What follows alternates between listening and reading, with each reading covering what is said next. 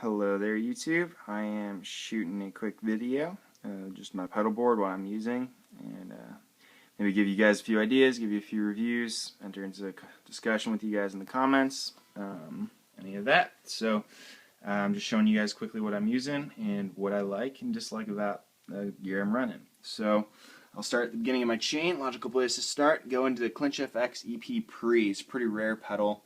Absolutely love it.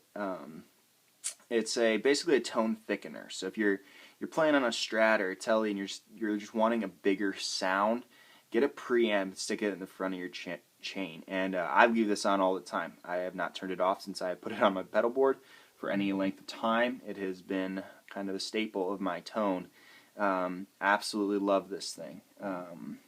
This one's a little harder to find. You have to get them from Australia. I got one off eBay.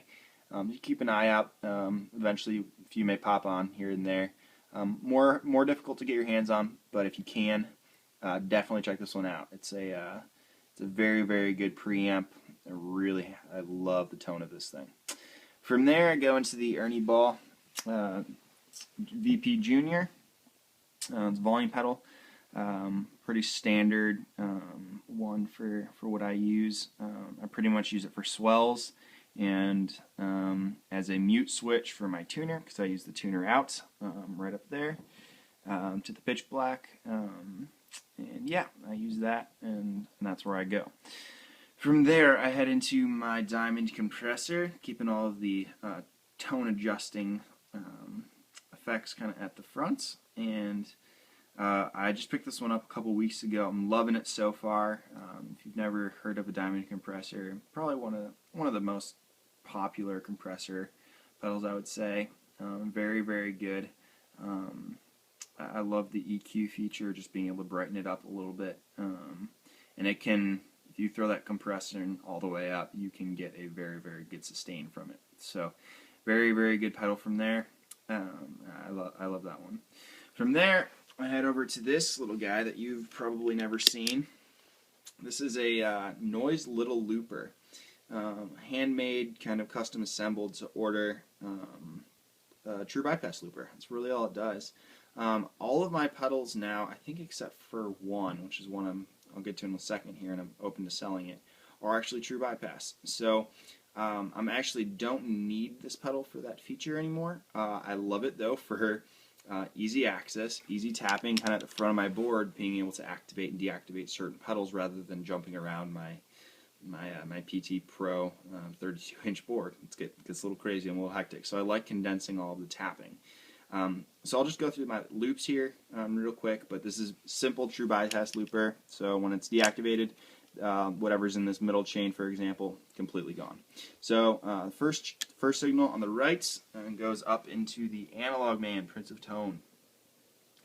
Buy this pedal if you have not already, and I bet very few of you actually have. Fantastic pedal. By far my favorite overdrive pedal I've ever played through. Oh my gosh, it's so good. It's nice because it's got a, you can switch to a boost, you can switch to a distortion or an overdrive. You got a three-way dip switch on the top. Man, this thing is fantastic.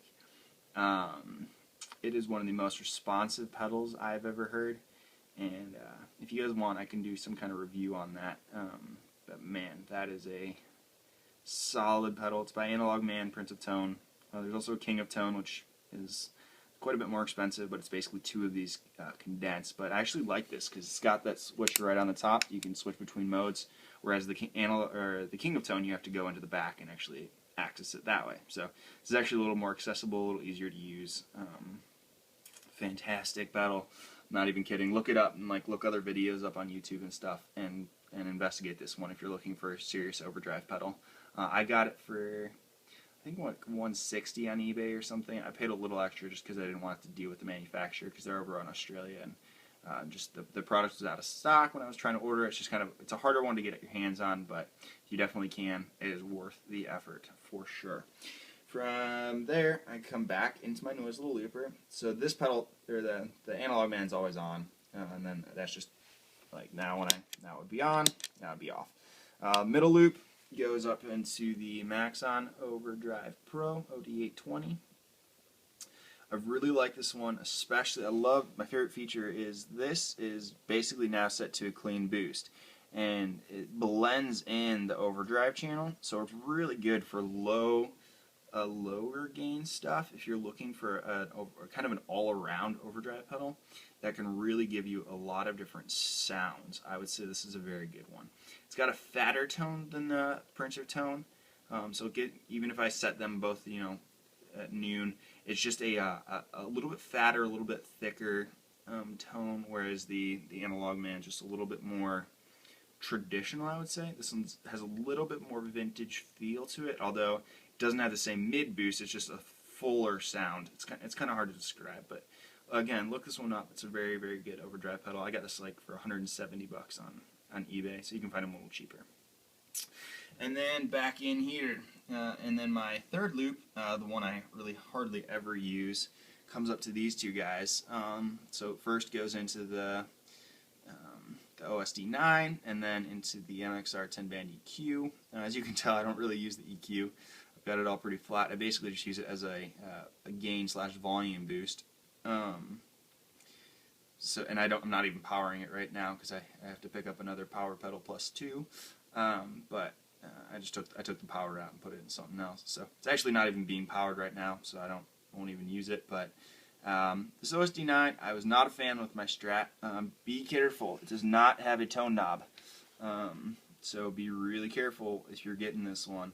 You want to try it before you get it, because I played it with my Strat and it sounded terrible. Played it with my GL, it just sounded alright, but with the Strat it just does not sound good. So while we're over in this area, I have the pedal power plus 2 mounted under it. You can see the light.